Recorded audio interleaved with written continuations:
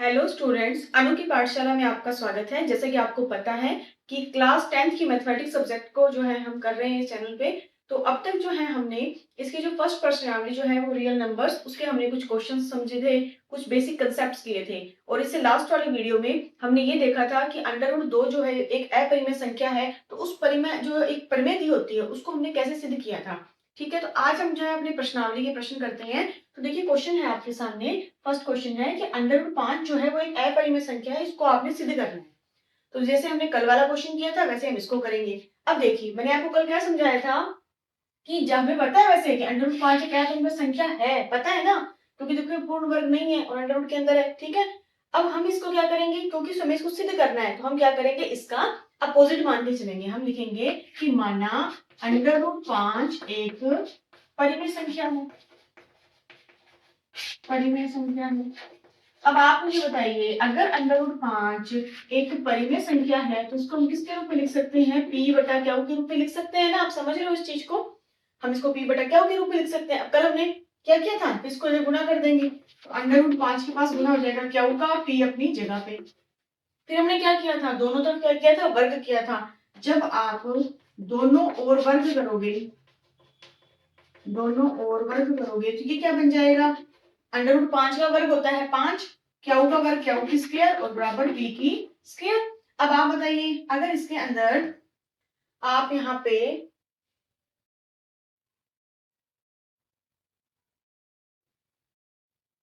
Q square की value निकालेंगे, ठीक है, तो अब क्या लिखेंगे, क्यू स्क्वायर बराबर p स्क्वायर बटा 5। अच्छा, इस बार इसको हम क्या लिख देते हैं, समीकरण नंबर 1।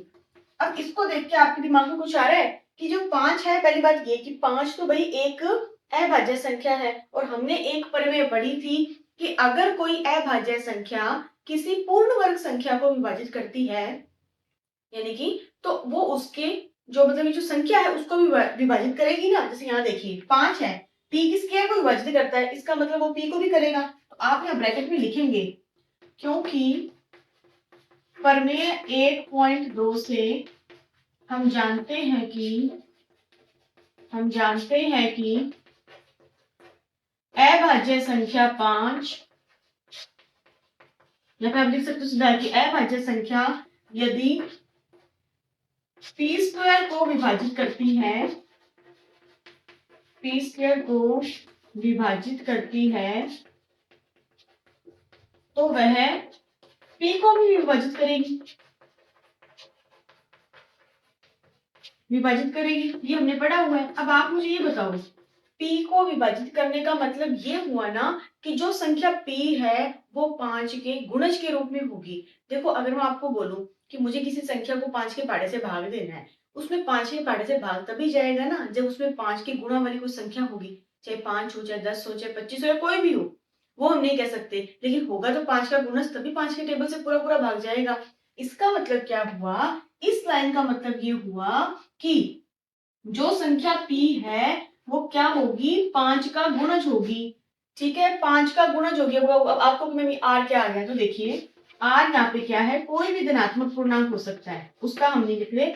ये कोई भी धनात्मक पूर्णांक है कि नेगेटिव वाली संख्या नहीं है, पॉजिटिव वाली संख्या होगी।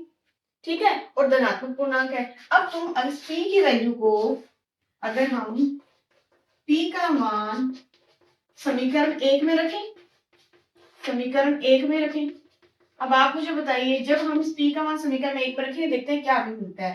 तो देखिए q स्क्वायर अपनी जगह पे पड़ा है, p की स्क्वायर है, p का मान 5r है, अगर तुम 5r की होल स्क्वायर करोगे तो 5 का वर्ग हो गया 25 और r का हो जाएगा स्क्वायर, बटे में है 5। समझ रहे हो आप इस चीज को। अब आप देखिए, हमें तो इसमें r स्क्वायर की वैल्यू, इनकी r की वैल्यू फाइंड करनी है ना यहाँ पे, तो देखिए 5 चला जाएगा यहाँ पे। अगर आप r स्क्वायर की वैल्यू फाइंड करो तो आप देखोगे कि 5 क्या स्क्वायर और ये 25 यहाँ गुणा में था इसके, तो यहाँ चला जाएगा तो भाग में आ जाएगा। ठीक है, जो कटता है उसे काट दें, 5 एकम 5, 5 5 25। अब देखो इसको सॉल्व करके आपको क्या मिला कि r स्क्वायर बराबर q स्क्वायर बटा में 5। अब आप मुझे एक बात बताओ, इसको देख के आपके दिमाग में कुछ आ रहा है क्या, समीकरण 2 लगा के इसको छोड़ दो। यहाँ पे देख के क्या पता चल रहा है कि 5 जो है वो q के स्क्वायर को विभाजित करता है। अब बताओ 5 जो है वो क्या कर रहा है, इस क्यू स्क्वायर को विभाजित कर रहा है, तो या फिर प्रमेय लग जाएगी कि अगर 5 क्यू स्क्वायर को विभाजित करेगा, क्योंकि 5 एक अभाज्य संख्या है, तो वो क्या को भी विभाजित करेगा, जैसे हमने इसमें लिखा है। अब आप मुझे बताइए, जब आपने यहाँ पे ये बात बोली थी कि हम अंडर रूट 5 को एक परिमेय संख्या लेके चल रहे हैं, यानी कि अंडर रूट 5 पी बटा क्यू है, तो आप चाहो यहाँ ब्रैकेट में लिखो ना कि इसका मतलब क्या हुआ, क्यू 0 के बराबर होगा नहीं, और जो पी और क्यू जो है वो क्या होंगे, पी और क्यू जो है वो पूर्णांक होंगे, ठीक है। और इसके साथ आप ये भी लिखते हो कि पी व क्यू सह अभाज्य संख्याएं होती हैं। ये सबसे मेन पॉइंट है यहाँ पे, सह अभाज्य संख्याएं और ब्रैकेट बंद। जब आप किसी भी संख्या को परिमेय संख्या मानते हैं ना, इसका मतलब ये होता है कि वो परिमेय संख्या के रूल को फॉलो करती है कि हर का मान तो 0 नहीं होना चाहिए, और पी और क्यू वैसे इसके हर 0 नहीं है, इसके अलावा कैसे होती है, पूर्णांक होते हैं। और पी और क्यू जो होती है वो सह अभाज्य संख्याएं होती हैं, को प्राइम नंबर्स होते हैं, यानी कि जब आप उनमें उभयनिष्ठ गुणनखंड देखते हैं ना, तो एक के अलावा और कुछ भी नहीं आता उभयनिष्ठ गुणनखंड में, समझ रहे हो आप इस बात को। तो आप यहाँ पे लिखोगे, अब आप देखिए हमने क्या किया इसके अंदर, पहले इसको गुना किया था, वर्ग किया, यहाँ से क्या उसके भी वैल्यू निकाली, तो आपने देखा कि 5 पी स्क्वायर को विभाजित करता है, तो इसका मतलब वो पी को भी करेगा। तो फिर हमने ये समय यहाँ पे पी का मान देखा था, पी जो है वो 5 का गुणज होगा, ठीक है।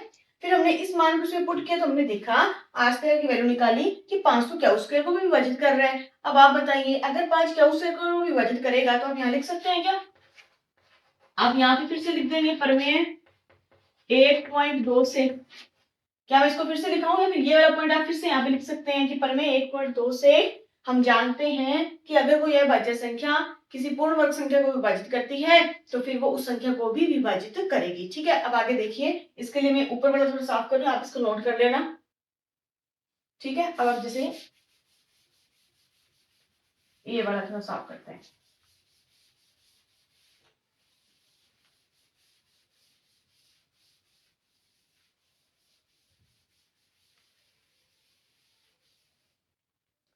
अब देखो बच्चों, अभी आपने देखा कि आर स्क्वायर जो है वो आया था क्यू स्क्वायर बटा 5, इसका मतलब क्या हुआ कि 5 जो है वो क्यू स्क्वायर को विभाजित करता है, ठीक है।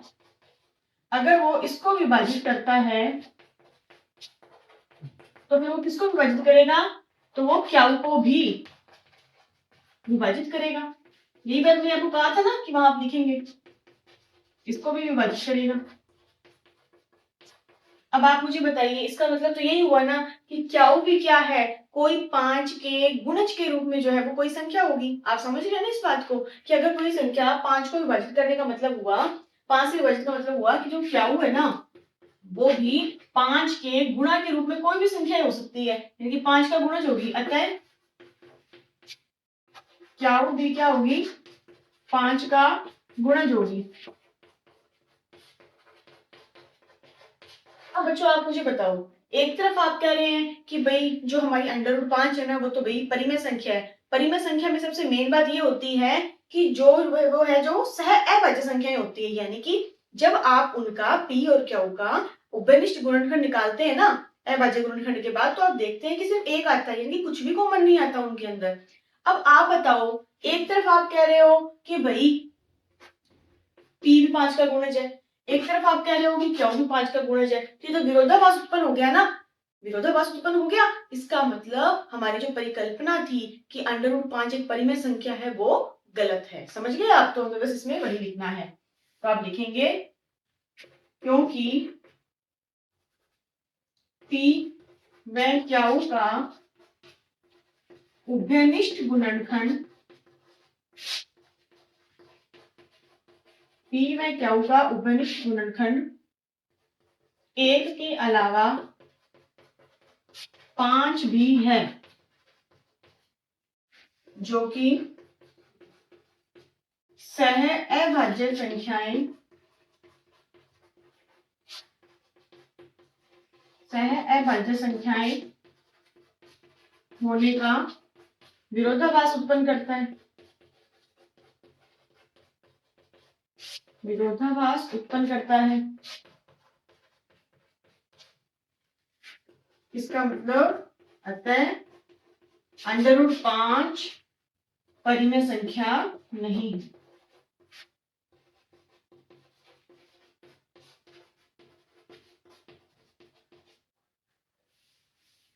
परिमेय संख्या नहीं है, अतः √5 क्या है, एक अपरिमेय संख्या है,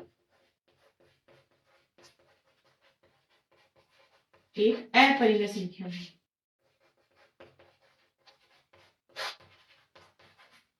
आपको ये सेम डेरिवेशन जैसे हमने कल वाले क्वेश्चंस में किया था, सेम आज ऐसे किया है। तो आई होप आपको ये समझ में आया होगा। तो इसी तरह पे कोई भी क्वेश्चंस आ जाए तो उसको हम सोल्व कर सकते हैं कि जो चीज हमें सिद्ध करनी है ना तो उसका उल्टा मान लो पहले, ठीक है। फिर हम क्या करेंगे, जो कंसेप्ट हमने पढ़े हुए हैं परिमेय संख्याओं के, और जो हमने प्रमेय पढ़ी थी एक जो कि अगर कोई अभाज्य संख्या किसी पूर्ण वर्ग संख्या को विभाजित करती है तो उस संख्या को विभाजित करेगी, इनसे दो चीजों के यूज से जो है हम उसको जो है वो प्रूव कर देते हैं। तो आप इसको नोट कीजिए, सेम अगला क्वेश्चन भी ऐसा ही करेंगे। तो देखो बच्चों, अब इसी प्रश्नावली का क्वेश्चन नंबर 2 हमें क्या कहता है कि आप सिद्ध कीजिए कि 3 + 2 √5 जो है वो एक अपरिमेय संख्या है। तो हमें तो तरीका पता है ना, हमें मेथड पता है कि हमें जो चीज सिद्ध करनी होती है हम उस प्रमेय को सिद्ध करने के लिए क्या करेंगे, उसका उल्टा मान के चलेंगे। अब आप बताइए, पहला स्टेप के लिए सोल्यूशन हम क्या लिखेंगे, हम लिखेंगे कि माना 3 + 2 √5 एक परिमेय संख्या है, ये मान के चलेंगे परिमेय संख्या में। अब आप मुझे बताइए कि अगर ये संख्या परिमेय संख्या की है तो उसको लिख सकते हैं ना, 3 + 2 √5 जो है वो बराबर है p/q के। परिमेय संख्या इसको हम इसके रूप में लिख सकते हैं। अब आप बताइए, हमें एक बार इसको यहाँ रखना है, एक एक करके संख्याओं को उधर लेके चलेंगे अपने। अब देखो 2 √5 अपनी जगह पे पड़ा है, बराबर अपनी जगह पे पड़ा है, p/q अपनी जगह पे पड़ा है, प्लस का दिन उधर जाके माइनस का दिन हो जाएगा, ठीक है। फिर आगे देखिए, अब हमें यहाँ पे सिर्फ √5 रखें तो ये दो जो गुणा में है ये दो उसके बटे में चला जाएगा ना। √5 यहाँ पड़ा है, पहले आप इस संख्या को पूरी को ब्रैकेट में रख लीजिए ताकि जब आप 2 को यहाँ लेके आए, आपको पता है यहाँ गुणा में है तो इधर क्या किस में हो जाएगा, भाग में चला जाएगा, और भाग में वो उस पूरी संख्या के साथ होगा ना, इसलिए आप लिख दोगे इसको 1/2 और ब्रैकेट में आपके क्या चल रहा है, p/q माइनस का 3। देखिए आप उलझना मत, ये संख्या दी हुई थी, ये दो गुणा में है, अब इधर आएगा तो भाग में जाएगा, तो सबके भाग में होगा, इसलिए मैं इसको ब्रैकेट के बाहर रख दिया भाग के अंदर, ठीक है। गुणा में तो एक ही रहेगा ना, तो ये सिर्फ भाग में आया है, गुणा में तो नहीं आया। अब आप यहाँ देखिए, इसको थोड़ा सॉल्व कर लो। अब आपको दिख रहा है बाहर 1/2 है, ब्रैकेट में देखो, अगर हम इसका लघुत्तम ले सकते हैं ना, क्याऊ का यहाँ पे 1 है तो लघुत्तम आ जाएगा क्याऊ, क्याऊ को क्याऊ से भाग देंगे तो क्या आएगा, 1 ही आएगा, 1 को p से गुणा करेंगे तो p, माइनस का माइनस, 1 को क्याऊ से भाग दोगे तो क्याऊ, क्याऊ को 3 से गुणा करोगे तो 3 क्याऊ, ठीक है। समझ रहे हो आप इस चीज को। अब यहाँ देखिए, आप 2 गुणा में था ना, यहाँ इस ब्रैकेट के बाहर 2 का गुणा सिर्फ हर के साथ होगा तो 2 इसमें गुना हो जाएगा, तो क्या आ जाएगा, p माइनस का 3 क्याऊ बटा में आ जाएगा 2 क्याऊ। अब आप मुझे एक बात बताइए, आपने अभी भी कहा था कि जो ये संख्या है ना वो परिमेय संख्या है, यानी कि अब आपको पता है p है और क्याऊ है। जब हम ये लिखते हैं ना कि p और क्याऊ परिमेय संख्या, इसका मतलब क्या होता है कि p और क्याऊ जो है वो कौन है, जो p और क्याऊ है वो पूर्णांक है, और जो क्याऊ होता है वो जीरो नहीं हो सकता, ये लिखते हैं आप। अब आप इधर देखिए, ध्यान से देखिए, p भी क्या है, पूर्णांक है, क्याऊ भी पूर्णांक है, 3 भी पूर्णांक है, 2 भी पूर्णांक है, ये क्याऊ लिखा ये भी पूर्णांक है। अब आप एक बात बताइए मुझे, चाहे आप पूर्णांक में से पूर्णांक को घटाओ, चाहे या तो भी कितना आएगा, पूर्णांक ही आएगा। पूर्णांक में पूर्णांक का भाग दो तो भी संख्या क्या आएगी, पूर्णांक ही आएगी ना। तो अब बताओ, ये सारी संख्याएं पूर्णांक है, इसका मतलब ये क्या है, पूर्णांक में पूर्णांक का भाग, p और क्याऊ पूर्णांक है, p/क्याऊ, पूर्णांक में पूर्णांक का भाग परिमेय संख्या हुई। इसका मतलब ये जो पूरा जो आया आपके सामने, ये क्या आ गया, परिमेय संख्या आ गई, परिमेय संख्या आ गई। पर आप मुझे एक बात बताइए, क्या हम इससे पहले वाले क्वेश्चंस में इस प्रमेय को सिद्ध कर चुके हैं ना कि जो √5 होता है वो तो क्या होता है। देखो जस्ट इससे पहले वाला क्वेश्चन हमने किया, उसमें हमें पता नहीं था ना, इसे पता था ना इसके बारे में कि √5 क्या है, एक अपरिमेय संख्या है। अब आप देखिए, इधर है अपरिमेय संख्या और इसके बराबर वाला हिस्सा क्या आ गया, परिमेय संख्या आ गया, तो ये तो विरोधाभास उत्पन्न हो गया। इसका मतलब हमने जो ये परिकल्पना की थी कि भाई ये परिमेय संख्या है, वो परिकल्पना क्या है, गलत है। देखिए आप कैसे लिखोगे इसको, तो आप लिखोगे क्योंकि हम सिद्ध कर चुके हैं कि √5 एक अपरिमेय संख्या है, ठीक है। परंतु यहाँ ये वाली संख्या p माइनस का 3q बटा में 2q एक परिमेय संख्या है, देखो आपको मैंने बताया हुआ ना कि जो बराबर का निशान है वो ये शो करता है हमें कि दोनों साइड की जो चीजें हैं वो बराबर होती हैं। अब एक तरफ हम कहते हैं कि हमें तो पता है कि √5 तो एक अपरिमेय संख्या है, ठीक है, लेकिन इधर वाले पोर्शन को हमने सॉल्व किया तो इधर वाला पोर्शन तो कहता है कि ये परिमेय संख्या है, तो ये भी परिमेय संख्या होनी चाहिए, जो कि गलत बात है ना। इसका मतलब वो कह रहा है कि वो जो है वो परिमेय संख्या है, जो कि विरोधाभास उत्पन्न करता है।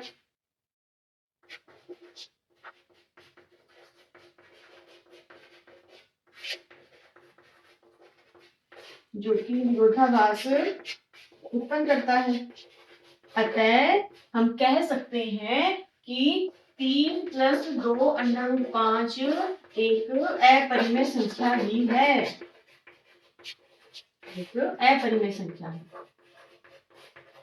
देखिए इसके सॉल्यूशन के अंदर तो वो सिस्टम ही नहीं था कि हम कोई सहअभाज्य संख्याएं लेके चले। फिर से देखिए इस क्वेश्चन को कि आपने क्या है उसमें बोला था कि इसको सिद्ध करो कि अपरिमेय संख्या है, तो हम इसका उल्टा लेके चले कि हमने क्या लिया कि माना कि ये जो संख्या है ना वो एक परिमेय संख्या है। अब जब हम किसी संख्या को परिमेय संख्या के बराबर मानते हैं तो उसको हम p बटा क्यू के रूप में लिखते हैं, और हमें पता है कि क्यू 0 नहीं होना चाहिए, लेकिन p और क्यू जो है पूर्णांक होते हैं, ठीक है।